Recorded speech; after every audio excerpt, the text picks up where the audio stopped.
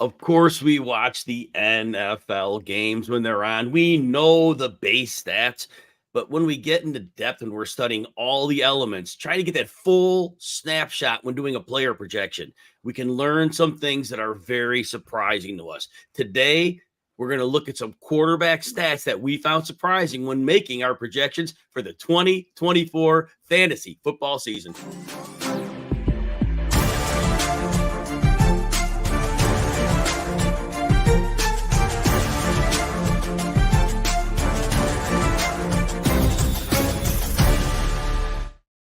Welcome to the RotoWire Fantasy Football Podcast, sponsored by PrizePicks. It's the best way to get action on sports in more than 30 states across the country. I'm Jim Coventry, joined as always by Anthony Cervino. We'll be doing a podcast on this platform every Monday. Remember to follow Anthony at The Real NFL Guru, and you can find me over at Jim Coventry NFL. And I'd like to invite you to draft against me on Thursday, June 27th, 8 p.m. Eastern in the NFFC Beat Jim Coventry RotoWire Online Championship for a shot at $250,000. This draft's going to be live streamed, and you'll hear about your team during that show. To join the league, go to the pinned tweet on my X at Jim Coventry NFL. Would love to have you sign up for that. Today's show is going to include Anthony Cervino and myself talking about quarterbacks that had at least one surprising stat that helped us when we made those player projections. Anthony, let's start out with Josh Allen. And look, nobody's fighting here.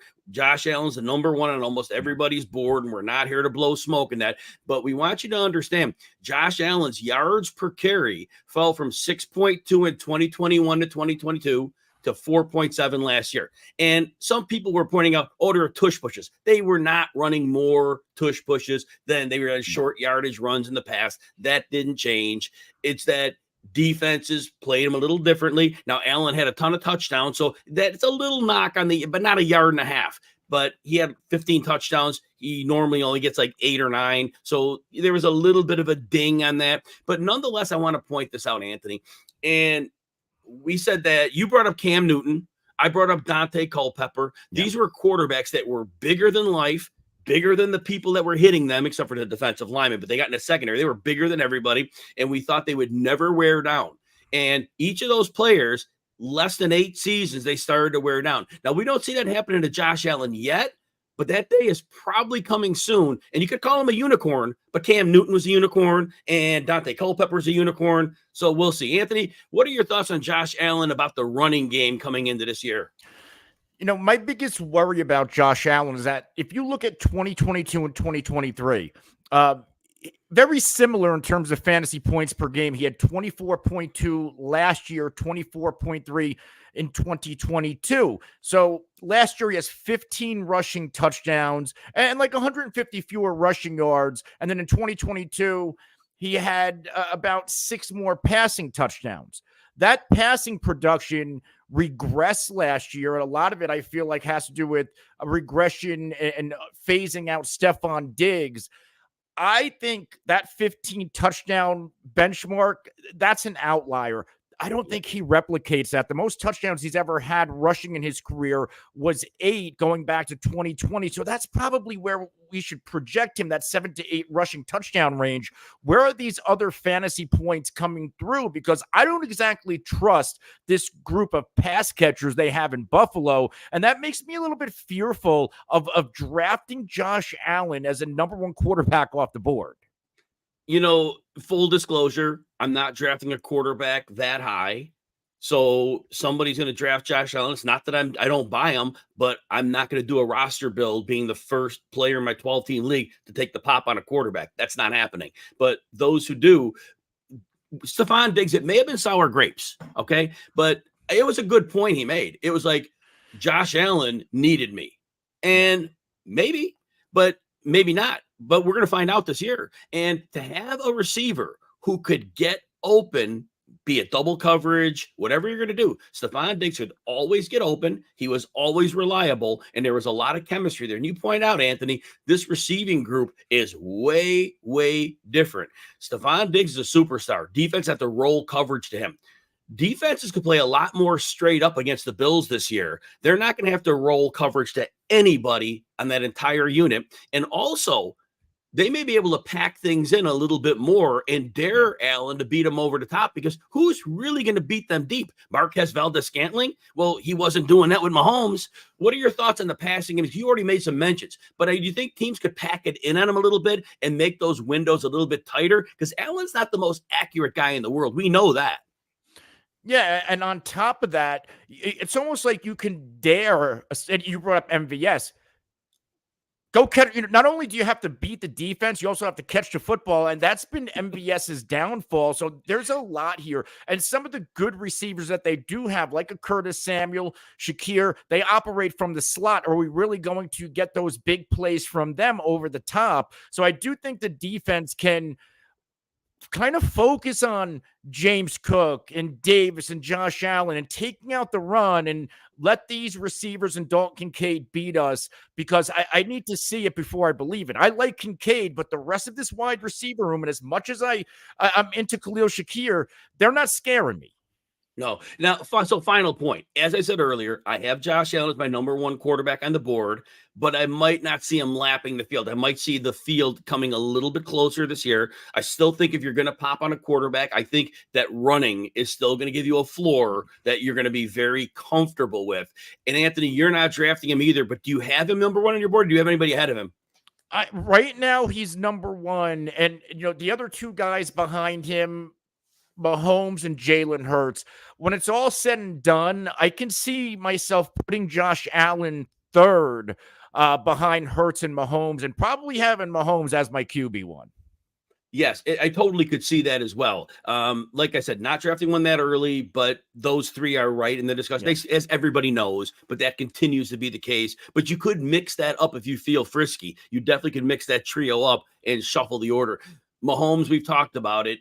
They have speed to stretch defenses now. The Chiefs will have a different way to attack defenses. Let's go to our next quarterback, C.J. Stroud. As much as he was a wonderful breakout as a rookie last year, he had one game with more than 2 touchdown passes, and that was that 5-touchdown eruption against the Buccaneers, who couldn't cover anybody, but that's not Stroud's fault. But all that said, only one game, but more than 2 touchdowns. And I've gone back and forth, Anthony, on Stroud, but I've kind of settled in. The more we study, the more we learn. And I know we talk about Stroud frequently. So with Joe Mixon coming in, I talk about the Bobby Slowick offense frequently.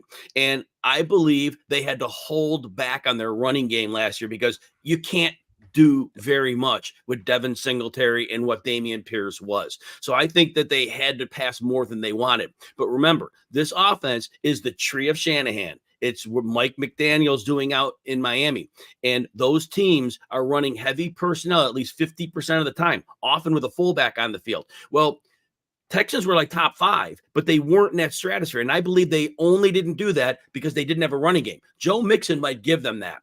And when we know the history of this offense, no matter how good the playmakers are, it's going to be a balanced offense. You're going to see running.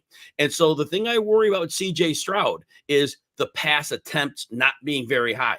Now, the offense could be so efficient, because what the system of Shanahan does that Slowick's using is, by using the heavy personnel, defenses have to expect the run, and they have to bring people into the box. And all these teams, it's again, the 49ers, the Dolphins, even the Texans last year, the Ravens, what these teams do is they throw deep at the highest rates in the league because they have more bodies in the box. And so Stroud has a path on low volume to be super efficient with big explosive plays. I mean, even think with Brock Purdy last year. What do you have, like 31 touchdowns, and he's not throwing that much. So Stroud is a tough call, but I think the lack of pass attempts makes it tough for me to put him really high in the rankings. What are your thoughts on Stroud, Anthony? I like CJ Stroud, but he's one of those players, and I get he's entering his second year. There's a lot more time for him to develop. CJ Stroud, to me, is a better NFL quarterback than I think he is a fantasy quarterback. And yes, he finished as the QB11, the QB7 fantasy points per game, but there were a lot of quarterbacks injured and missing, to where CJ Stroud pushed back a little bit more. I feel like Goff's overall finish was inflated because of those injuries and missing quarterbacks as well. And you bring in Stephon Diggs. Diggs is not the same guy as he was a few years ago. And plus, he's a 2, maybe even 3 in this offense, depending on where Tank Dell is. And you hit the nail on the head with Joe Mixon. This team's going to run the football more. I think we're going to get a better version of the defensive side of the ball in year 2 under DeMeco Ryans. Are they going to have to throw as much? And quite frankly, they were 12th in team pass plays per game. Maybe they want to be a little bit more balanced.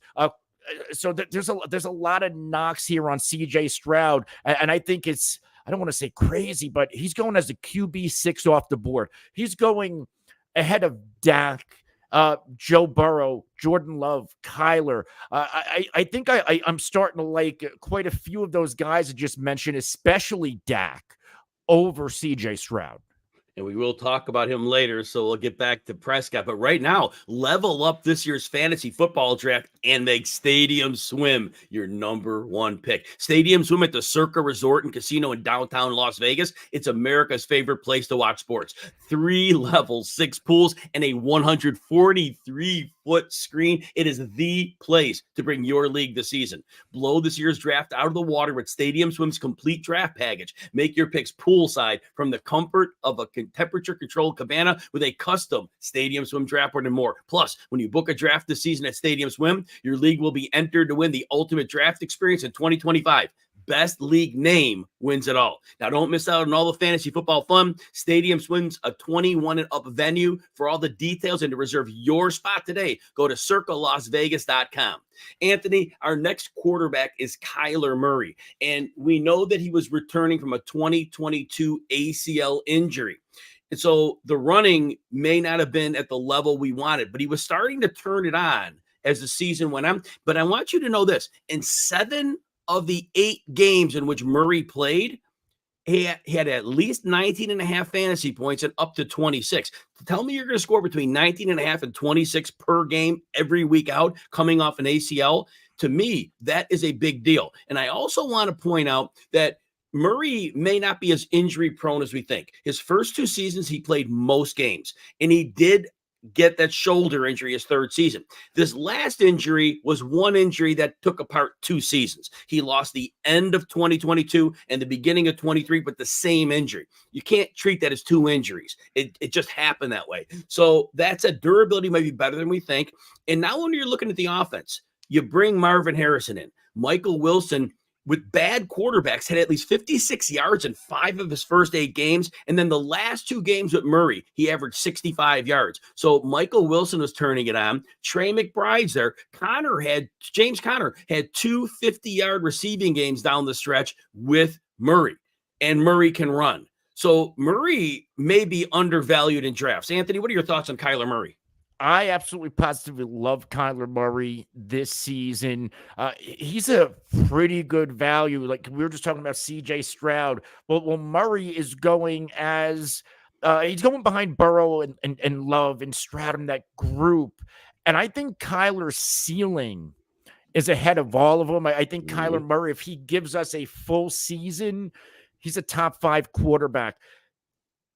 This might be the most talented cast of weapons that Kyler Murray has ever had. I know the rebuttal to that is, well, he had DeAndre Hopkins and Hollywood Brown. They were rarely on the field together, if at all. Now, last year, Kyler managed 18.9 fantasy points per game. In 2022, he averaged 18.9. So same in back-to-back years, and he was the QB7. So Kyler, dating back to 2019, his rookie year, has always been a QB1 in that quarterback 1 tier in fantasy points per game. QB7 outside of that QB11 year was his worst finish. So we are getting, with a healthy Kyler Murray, one of the best fantasy quarterbacks we can get. And something else I love about this Cardinals team, I know Gannon's a defensive coach, but this defense is a work in progress. They're going to have to throw the ball, and Kyler's going to have to make plays to score points and keep this team in football games. So I'm all in on Kyler. Yeah, I think that last point you made is very important for the listeners. The defense does project to be bad. They are talent deficient on defense. And there's only so much you do from a coaching standpoint. But like you said, they are going to have to score points. And that is beautiful for fantasy football. Dak Prescott, and I know we talk about him a lot this offseason, but these stats are important. And the stat was this. In 7 of Prescott's last 12 games, that includes the playoff game against Green Bay, at least 29 fantasy points. Again, that was 7 times in 12 games, more than half of the games. When you're talking 29 fantasy points, that is top of the rock elite fantasy play. And as I point out, Dallas had like a week 5 bye, I believe it was. And after that bye, maybe in week 6, after that bye, it was very clear. And I rarely give Mike McCarthy credit. But what Dallas did, they realized we do not have a sustaining rushing attack. We can't move the chains consistently. So they went pass heavy. They moved CeeDee Lamb all around the formation, a lot in the slot, but they found the mismatch and they got him in there. And they also ramped up Jake Ferguson's usage down the seam. They didn't have a lot of weapons that they were, utilizing heavily, but they made the most of that. And if they did it last year, that should continue on. But again, Tony Pollard's gone, an aging Zeke Elliott's in. So this is the same configuration. They are not going to have a good running game. So we already saw the blueprint. They're going to come out passing. And Dak Prescott, remember, he had the bad year back in 2022, but in 2021 and 2023, it was almost identical. It was high touchdowns, high yardage, very similar seasons. So I'd say 2022 was the outlier for him. It's a bad season. He's not that quarterback. He's the same what he was in 2021 and 2023. Anthony. Yeah, Dak Prescott, I think he's going a little bit undervalued right now. He's one of those guys I can see myself moving into my top 5 in fantasy football rankings for the quarterback position. I get he's not loaded with weapons, but there's enough there with CeeDee Lamb, who some believes a number 1 or number 2 best fantasy receiver. You got Brandon Cooks with Lamb getting all that coverage. Cooks still, I get he's older. He still has the talent to take the top off the defense, and we saw that. He popped off for some big games last season. Ferguson. I like that Zeke is back for the sole purpose is that he's going to extend drives. He's going to pick up those short yardage first downs that Tony Pollard could not get. So that's going to keep this Dallas offense on the field a little bit more. And I think Dak is really starting to come into his own as an NFL quarterback and a fantasy quarterback. I get he's not getting over that hump in the NFL playoffs, but he helps you win fantasy championships. Last year, Dak was a QB4 in fantasy points per game. I could see Dak this season. Is there a chance I don't know, overall QB1. I don't know if that's in him because he doesn't have that rushing upside as some of these other guys, but can we see top 3 or 4 for Dak? I think it's within the range of outcomes. I brought up defense with Kyler Murray. I think it's fair to bring up the Dallas defense when it comes to Dak Prescott and them possibly having to throw the football more. Mike Zimmer's coming back into town. Mike Zimmer, I don't think he even coached last year. Very good defensive coordinator. We need to see if some of these Dallas superstars can adjust to the Zimmer defense. They're used to this Dan Quinn defense. So maybe it takes a half a season for this Dallas defense to gel. And that's even better for fantasy. Jim, what do you think of that last point? Is very important. And what I want people to know is this. The problem with Dan Quinn is he would frequently put one linebacker on the field. And so he allowed teams to run the ball against them. And so teams we had a running game. They could just run it down Dallas's throats, not deal with Micah Parsons, not deal with the secondary. And as long as Dallas didn't have a big lead, they could do that. Well, Mike Zimmer is going to stop the run. There will be 2 linebackers on the field at most times. And it's going to be Eric Hendricks is going to be a big deal in this defense. And so this defense will blitz. They'll stop the run. They're not going to be a shutdown run defense. It's not talking like Vita Vea in his prime, with the Bucs, but we're talking a much improved run defense because of scheme. That simple. Now, in the secondary, they're going to use a lot of zone. Dallas was one of the heaviest man coverage teams in the league under Dan Quinn, but we're in a league that plays 73% zone. So Zimmer is going to fit right into this. He's going to have players working together. You're right. The back end might need some time with these zone concepts to gel, but teams are not going to run the ball down their throats the same way they had in the past. And I think that's the biggest point to make. Anything else on that, Anthony? No, I think we covered it all. All right, we've launched the new RotoWire Picks app. It offers recommendations and predictions for fantasy pick'em and player props on platforms like PrizePicks, BetMGM, and more, covering just about every sport. It's free to download on Apple and Android. You sign up within the app for a subscription to unlock all the features. If you're an existing RotoWire.com subscriber, you get instant full access with your login. Check it out now. Just click the link in the description if you're on the YouTube. There's the YouTube description, or search RotoWire Picks in the App Store. Anthony, Jared Goff is next, Detroit Lions. Now, Jared Goff had 49 more pass attempts in road games, so significantly more pass attempts on the road, yet he threw 8 fewer touchdowns on the road despite those 49 extra pass attempts. And the narrative of home and road Goff, it is a very real thing. It goes a number of years deep. And I know football is the ultimate small sample sport, but Jared Goff has proven this over time that that's the way of the world. At the end of the day, when you look at his season-long numbers, he is probably going to be right in that quarterback one fringe. And I know people will say top 6 last year. Anthony pointed this out earlier, and we've talked about this in other shows. A lot of quarterbacks were hurt last year. So a lot of quarterbacks moved into the top 6, top 8, because there were quarterbacks who simply didn't play last year. So just understand that as well. But that said, if I say this, draft Goff, but if you're drafting Goff, it's very important to draft another quarterback with him, because when Goff is on the road, you almost need to start the other quarterback you have. If it's a good quarterback and is in a good matchup, then I think you need to consider using Goff as a platoon option. And that's the best case I make for him. Anthony?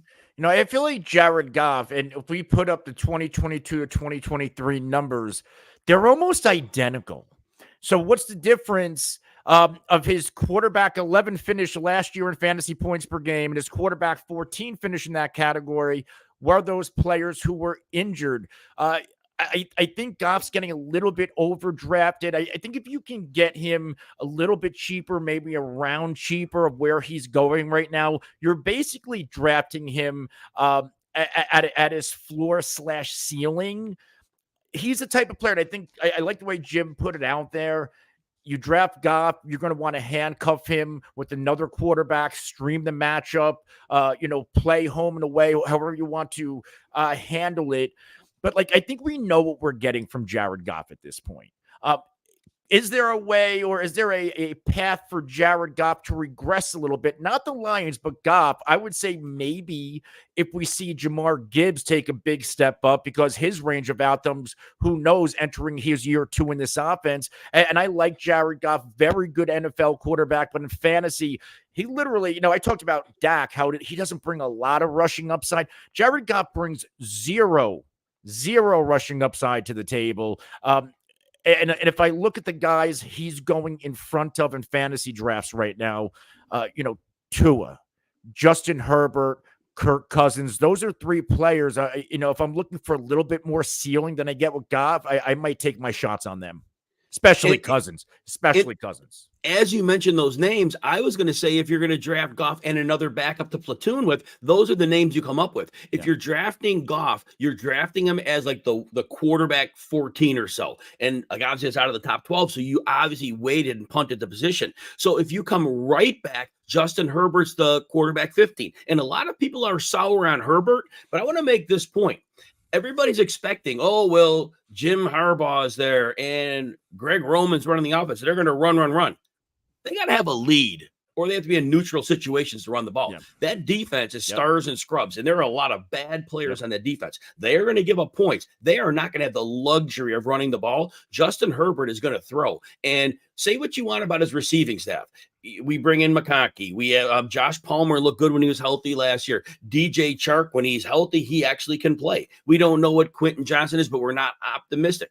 But Justin Herbert is an elite quarterback, and the offensive line is good enough to pass protect for him. So if they need to throw the ball, you could platoon Herbert with Cousins. I didn't have a Cousins with Goff. And you mentioned Cousins.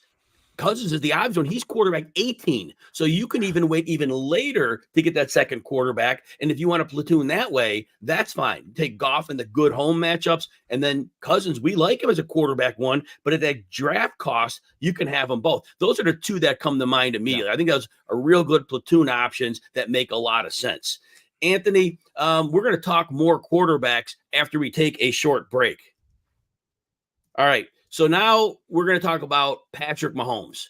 Patrick Mahomes had a career low 7-yard average depth of target. He normally is 8 or above. Now, we mentioned earlier in the show briefly when we were talking, and this is an important point. Xavier Worthy runs in the 4.2s. Marquise Brown, obviously time speed was a while ago, but we know he's one of the faster receivers in the game. Having those two speedy receivers on the field. We know that teams have been playing too high shells against the Chiefs for a long time to limit the explosive plays. The Chiefs have often countered by running 2 and 3 tight end sets and forcing defenses to play with them underneath, and it's difficult for defenses. But now with that speed, if defenses crash down too many bodies against heavy personnel, they could just send these guys downfield and really push those safeties to their limits. Or if Andy Reid just wants to say, you know what, we're going to go back to 3 receiver sets, and we have the speed to really freak you out and open up all kinds of space underneath for Kelsey whenever Rashee Rice, assuming he gets a suspension, is there. This is an offense that Mahomes can actually be himself. He hasn't been himself the last couple of years. This is coming right now. And we know what Patrick Mahomes is capable of. It was early in his career. We saw him flirt with 50 touchdowns. Yeah. That is not off the table with speed opening up defenses for him. So if you aggressively say, you know what, I'm moving Patrick Mahomes to number 1 on my quarterback board. You could usually draft him as a quarterback 2 or 3, but I think there's a strong case to make for that. And you kind of mentioned this earlier. Anthony, go ahead. Yeah, I think it's going to be between Mahomes and Hurts for me of who's going to, be my quarterback 1 overall. And I think it's going to be Mahomes. I'm drafting him everywhere. I love that Kelsey Mahomes stack value at this point. And if I go back to 2022, like you bring up Mahomes earlier in his career when he threw 50 in 2018. Go back to 2022, the first year without Tyreek Hill. 5,250 yards and 41 touchdowns. There was a big time regression last year. This wide receiving core, the healthy version of Travis Kelsey, I think everything is going to come back together. And Patrick Mahomes, kind of like you alluded to, I think he pops. I think he gets back on track. And, there's a realistic chance that Mahomes is the quarterback 1 overall. And we're drafting him right now in the FFPC. His ADP is right around 52 right now. I love everything this Kansas City Chiefs team is doing right now. They are chasing a three-peat, something nobody has ever done. That means something to Patrick Mahomes. That means something to this football team. That certainly means something to Travis Kelsey. And this is one of those non-statistical narratives that I will put into my fantasy football analysis. Give a guy like Mahomes that extra chip on his shoulder, and special things happen. We've seen it year after year with Tom Brady. He finds something to get mad about so he can bring it on the field. And I think this is that chip for Mahomes. Hey, nobody has ever gotten that 3rd Super Bowl. This is our chance. We need to play our best to go get it. A lot of people like to get in these debates about the greatest of all time. I stay out of those debates, but those who like the debate, if Mahomes wins 3 in a row, that's going to be a very big chip in that argument for those that like to make that type of, again, aggressive banter about that. But having 3 in a row would really be the accomplishment. And he's just piling up the titles. So we'll see what this year brings, but that's going to be something for people to be arguing about. Not that people need more to argue about. He's only 29 years old. He's 28.7. He's going to be 29 this season. How mind-blowing is that compared to how much greatness we've seen so far? And the way the league protects quarterbacks, we're seeing quarterbacks playing longer and longer. So to say Mahomes, obviously anything can happen to any player, but realistically 40 years old, that's not a stretch to see him play to 40. And wow, we still have potentially so many years left. Hey, PrizePicks is the best way to get action on sports in more than 30 states across the country. And PrizePicks is really simple to play. I can make my picks and submit my entry in less than a minute. You pick more or less on 2 or more player stats, and you watch the winnings roll in. The posted yardage projection for the entire 2024 season on A.J. Brown, 1,275 yards. Justin Jefferson, it's 1,375. And Deontay Johnson's 825. I'm going with the more on each of those numbers. quick withdrawals, easy gameplay, and an enormous selection of player and stat types are make PrizePicks the #1 daily fantasy sports app. You can download the app today and use the code ROTOPOD for a first deposit match up to $100. That's promo code ROTOPOD for a first deposit match up to $100. Pick more, pick less. It's that easy. Anthony, Bryce Young is next. Horrible rookie season. The stat that I found on him, he only had 2 games, Bryce Young, with more than 16 fantasy points. It was a horrific season. And Anthony, as the season went on, there was that Green Bay game late where he had his biggest game. It was like a shootout where Green Bay couldn't defend, and it was a blowout shootout. But other than that game, Young looked worse as the season went on. There was film on him, and defenses began to take more and more away from him. Pretty much all he could do was complete some short passes, and that was about the end of it. And obviously, we know offseason is glowing. Oh, the great reports on Bryce Young. Now, Adam Thielen said, oh, he looks comfortable. He looks like he's picking things up. I get it. I always worried that Bryce Young, and because of his size and the hits you take and the sight and the vision over the offensive lineman, I thought he'd have to be a complete outlier to be a successful NFL quarterback. Now, it's only 1 year, and a lot can change. Now, to his benefit, Deontay Johnson is one of the better receivers in the league at getting open quickly. And if you remember, Deontay Johnson was putting over 140 targets a season. He had a noodle-armed Ben Roethlisberger. He had Kenny Pickett, who obviously isn't even close to being a starting quarterback in this league anymore. And yet we saw Deontay Johnson get close to 1,000 yards in a couple seasons in those situations. And Bryce Young was able to get a very good season out of Adam Thielen. So Bryce Young, I think, is going to be a very good stylistic fit with Deontay Johnson. Thielen is still there, but it's another year older. It's going to be more and more difficult for him to get open. I'm worried about the downfield game. Xavier Legette may not fit that real well. Overall, I just don't see any tangible breakout from Bryce Young. It could be better than last year, which wouldn't be much. I don't see him being fantasy relevant. What are your thoughts? It's hard to stomach drafting Bryce Young right now in fantasy football. You know, if you play in a lot of best ball leagues and you just want some exposure to the Carolina Panthers, because, yeah, anything can happen. Dave Canales is here, and he helped resurrect Baker's career. I even believe he had his hand in the Geno Smith resurrection in Seattle. So, yes, anything can happen. I wasn't big on Bryce Young coming in. It was a size thing. It was a landing spot thing. And quite frankly, entering year 2, they didn't make that many improvements to this team. I like Deontay Johnson, but can you easily take Deontay Johnson out and let an aging Adam Thielen, a second-year Mingo, and who knows what Legette is at this point? I don't love this situation for Bryce Young. So, yeah, take your shots on him late. I just don't know if I'm putting that much stock into him.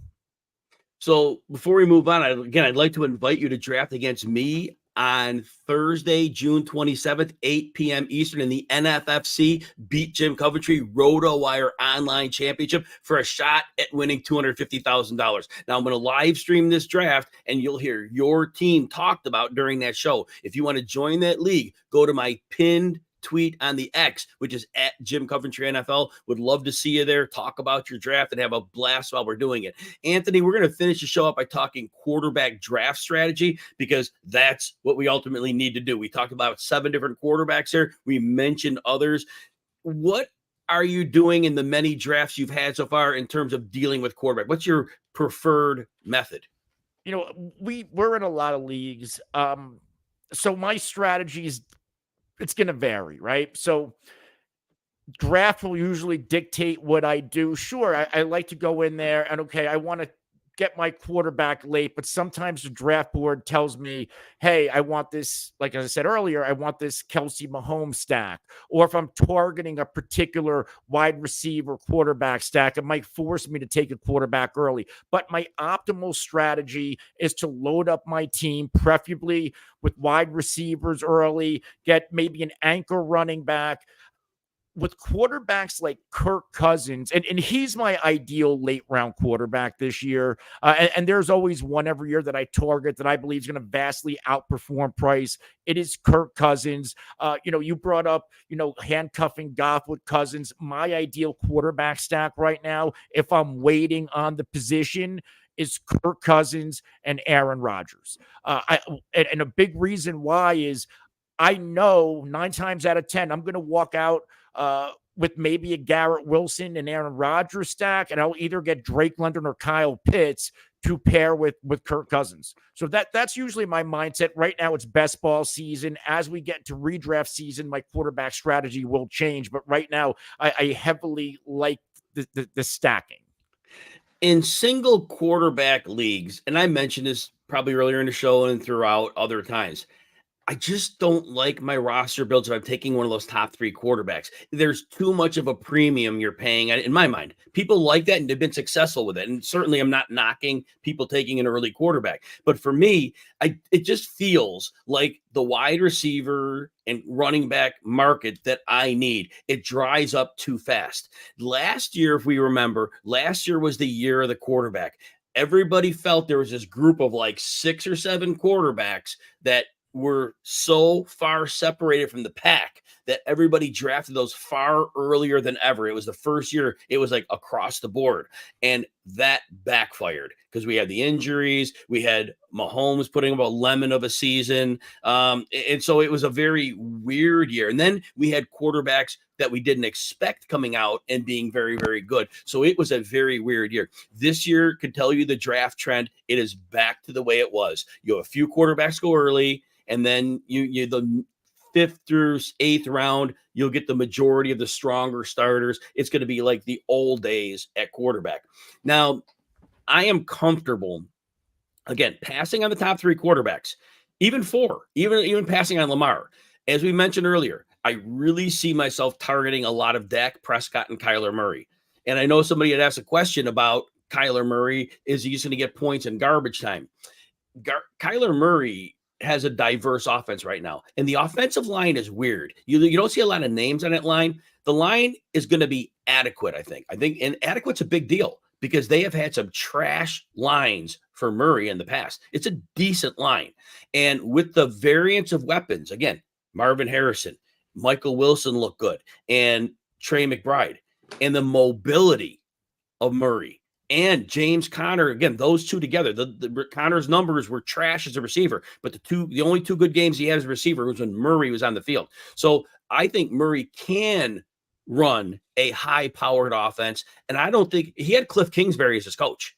And I want to point out, Cliff Kingsbury was very predictable for defensive coordinators. They knew what the first read typically was. They could take it away, and there weren't many other options. You mentioned this before, Anthony. Wasn't much to throw to. Yeah. So Murray, because of his legs, is a big-time target for me in drafts. But we mentioned Prescott earlier in this. And Prescott, look, Dallas taught us last year, they are going to throw because they don't have any other options. The floor is going to be super high. We saw the ceiling, 7 of 12 games at 29 fantasy points down the stretch. These are 2 quarterbacks that I'm comfortable not waiting on quarterback, but just waiting past the first wave because Prescott, ADP of quarterback 7, Murray, quarterback 9. Yeah, I can live with that price. Any thoughts on that? I know I like your plan. Any thoughts on targeting those 2 if you're going to go a little earlier? No, absolutely. I mean, we talked about Dak and Kyler earlier, and those are 2 quarterbacks that I can see both having top 5 ceilings. And for Kyler in particular, it's about staying healthy. And for Dak, is there enough weapons to support a top 5 finish with Dak? Because it is only CD Lamb and an aging Brandon Cooks. Like, are we going to get that Jalen Tolbert breakout, or maybe Turpin steps up a little bit? But yeah, if I'm waiting and I don't want to take one of those early quarterbacks, certainly Dak, and even later, like Kyler Murray's going as a quarterback 10, quarterback 11 right now. So the big question, and a lot of people in the audience are going to want to know about this. Everybody's talking about Anthony Richardson. And look, I am not going to argue with you when you tell me Anthony Richardson has legitimate league winning upside. when he finished games last year, the points he scored showed us he can be the quarterback one in any given week. Now, all that said, the injuries might have been unfortunate, but he did get knocked out of 3 of the 4 games he played in. One was at the very end, but he still got 9. Maybe he could have returned, but there still needs to be a discussion there that how much of that is just bad luck and how much of that is, it's a physical quarterback taking hits. Don't really know what to get here. And he runs. He's going to run. And so we see a lot of mobile quarterbacks that are just fine. But we know, like Lamar Jackson, he's always been the master of avoiding a lot of hits. He's been great at that.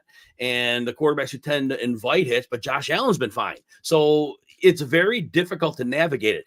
But I think if you're drafting Richardson, look, you're drafting to win your league. And everybody is, right? We're all drafting to win our league. That sounds stupid to say that. But Richardson, yes, he does have that big upside, but he's going as the quarterback 6, which tells us people are a little bit worried about the injuries. They know the upside. And of course, those first 4 options, Josh Allen, Jalen Hurts, Patrick Mahomes, Lamar Jackson, we know they all have great ceiling, but they're safer. And that's why those 4 typically go way ahead. What are your thoughts on Anthony Richardson? Because a lot of people want to draft him as their league winner.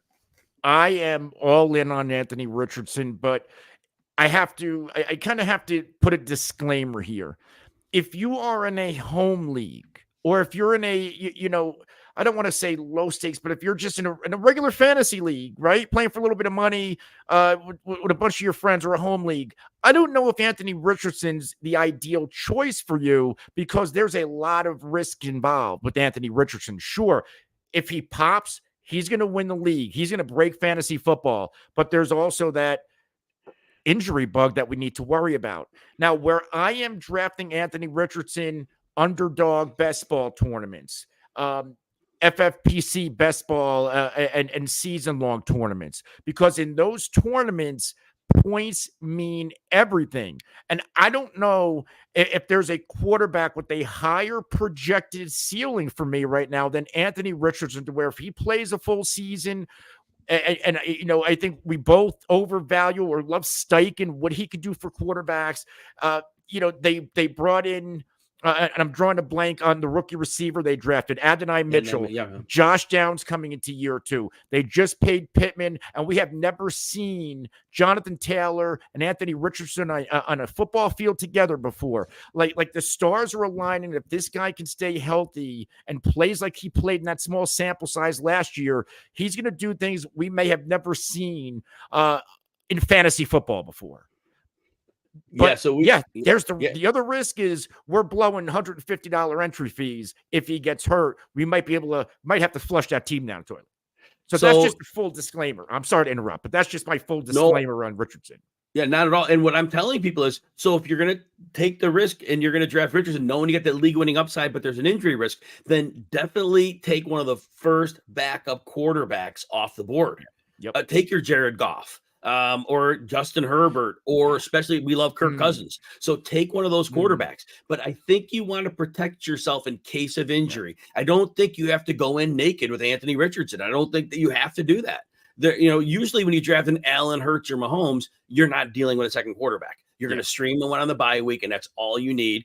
But I think Richardson has taught us something in year 1 that I think that's a player you aggressively need to take that backup. And because Anthony and I did point out, quarterbacks you can get cheap. You don't have to spend a prime pick on those backups. That gives you the latitude to do that. And if there's a different quarterback you like later, find that quarterback, but identify that one. But I think it's most prudent to back him up. Are you on board with that, Anthony? Oh, absolutely. Especially with Richardson, where he's going as a QB5 off the board. He's not a first or second round pick, but it's still a premium pick. Yes. So I think we're on board with that. And then otherwise, if a lot of you are in super flex leagues, and so a couple quarterbacks who are going to go later. And look, I'm going to say this player's name, and everybody's going to give me the lemon look, and I understand it. And I don't think he's going to be a great quarterback. Deshaun Watson. Let's get that one out of there right now. Deshaun Watson's not going to be the quarterback he was in Houston. That ship has sailed. Fine. I'm good with that. But Watson, in each of the last 2 years, and he barely played in both of them, he was on pace for 400 rushing yards in each of those seasons.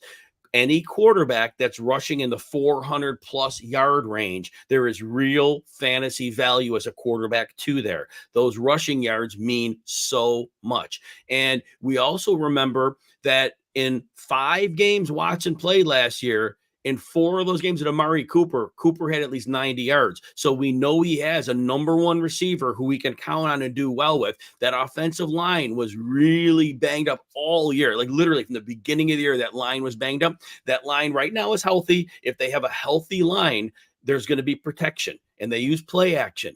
And so Watson, again, not going to be a superstar, but if he could be somewhere close to a league average quarterback with the running ability, I think he's somebody in your 2 quarterback leagues who you're taking a look at. Anthony, any quarterbacks that you think also deserve a look?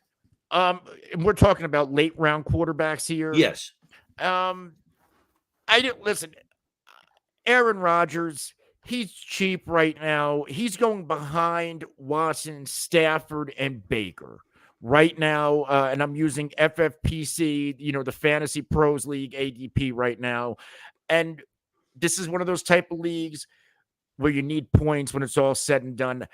I love this Jets offense. I love what they did this offseason, upgrading the offensive line, bringing some veterans, some injury concerns, yes. But if these guys stay healthy, I think this could be a special team and a special offense. I don't see how Aaron Rodgers is going so cheap. Are people really, is it the age? Is it the injury? Because I think we have to put the blinders on with that stuff and realize he has Garrett Wilson. He has Mike Williams. Whenever Mike Williams can stay on the field, he's a superstar receiver who can pop those big plays. And they have Breece Hall in this offense. Like, there's certainly a world where we're drafting our Aaron Rodgers outside the top 20, and he can finish as a top 14 quarterback. Thanks to our sponsor, PrizePicks, the best way to get action on sports in more than 30 states across the country. And thanks to everyone for listening. Come back next week for another edition of the RotoWire Fantasy Football